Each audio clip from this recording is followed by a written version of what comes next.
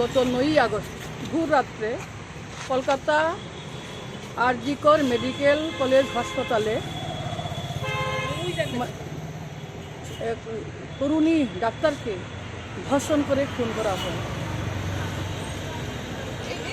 এইরকম ঘটনা আমরা সমস্ত দেশের বিভিন্ন রাজ্যে ঘটে চলেছে। আমাদের ত্রিপুরা রাজ্যে আমরা দেখেছি 2020 সালে সেই মোহনপুরে রাঙ্গাছড়ায় মন্ত্রীদেরকে ধর্ষণ করে পুড়িয়ে মারা হয়। আবার এই 2000 সালেই উত্তরপ্রদেশের সেই হাতরাসে একজন দলিত মেয়েকেও ধর্ষণ করে তার জিহ্বা কেটে দেওয়া হয়, তার গলনালী কেটে দেওয়া হয়। এইরকম আপনারা দেখছেন বিহারের বক্সার জেলায়, তাছাড়া পশ্চিমবঙ্গেরও আপনারা শুনেছেন যে এই যে সন্দেশখালীতে, কামদুনিতে, তারপরে এই যে হ্যান্ডি ডিওজিও স্কুলের একটা মহিলা এইরকম ধর্ষিত হচ্ছে, খুন হচ্ছে। কিন্তু সেই সমস্ত খুনি এবং ধর্ষকদের আমরা বিচারও পাই নাই এবং ওদের কোনো শাস্তিও হয় না। তার পিছনে কি মূল কারণ আছে? আমরা দেখতে পাচ্ছি যে ওইগুলোতে রাজনৈতিক রং লাগিয়ে এবং বিভিন্ন প্রভাবশালী ব্যক্তিত্বের রং লাগিয়ে সেই সমস্ত খুনি বা দোষীদের ধামাচাপা দেওয়া হচ্ছে। এই কলেজেরও সেই প্রিন্সিপাল এবং যারা কলকাতার পুলিশ কর্মীরাও প্রথমে সেটাকে ধামাচাপা দিতে চেয়েছিল। তারপর যখন তীব্র গণ আন্দোলন শুরু হলো, স্টুডেন্টরা যখন আন্দোলনে নামলো, তখন তারা কিছু তদন্ত করছে এবং কিছু কিছু দোষীদের ধরছে। ধরলে কী হবে?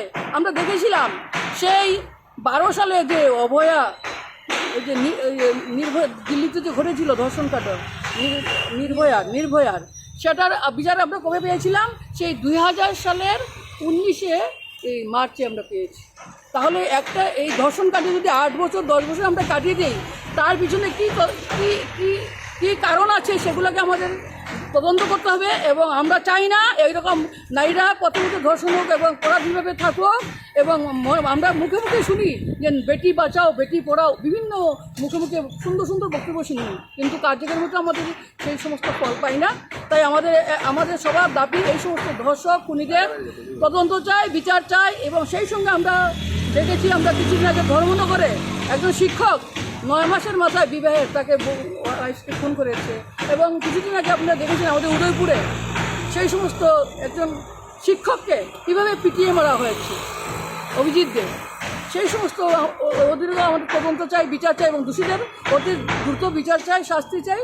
এবং তাদের আমরা যেন এই শাস্তি যেন তাড়াতাড়ি করা হয় এবং সেটার জন্য সমাধান হয়, দীর্ঘমেয়াদীর জন্য না হয় এবং তাকে যেন রাজনৈতিক রং লাগানো হয়, সেটাই আপনাদের কাছে দাবি করছি। এবং সমস্ত সুশীল সমাজ এবং বিদ্যুৎ সমাজ যারা বুদ্ধিজীবী আছেন সবাইকে প্রতিবাদে নামার জন্য আপনাদের মাধ্যমে আমরা আহ্বান জানাচ্ছি।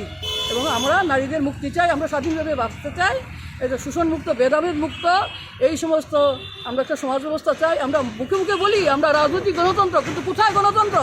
আমরা রাজনৈতিক গণতন্ত্র নয়, আমাদের দাবি হচ্ছে আমরা সামাজিক এবং অর্থনৈতিক গণতন্ত্র চাই। আর রাজনৈতিক গণতন্ত্র মুখে মুখে বলে কোথায় আছে রাজনৈতিক গণতন্ত্র? এখন তো ভোটই হচ্ছে না, তাহলে কোথায় রাজনৈতিক গণতন্ত্র? সেই সমস্ত দাবিগুলি আপনাদের মাধ্যমে আমরা সবাইকে জানাতে চাই, দেশবাসীকে জানাতে চাই। এবং সবাই মিলে এগিয়ে আসুন, একটা শোষণমুক্ত, ভেদাভেদ মুক্ত, একটা ভ্রাতৃত্ব সুলভ, একটা দেবতুল্য আমরা সমাজ গড়ে তুলি এবং দেবতুল্য মানুষ গড়ে তুলি, সেটাই আমার দাবি। আপনার পরিচয়টা? আমি বাঙালি মহিলা সমাজ ত্রিপুরা রাজ্য কমিটির রাজ্য সচিব।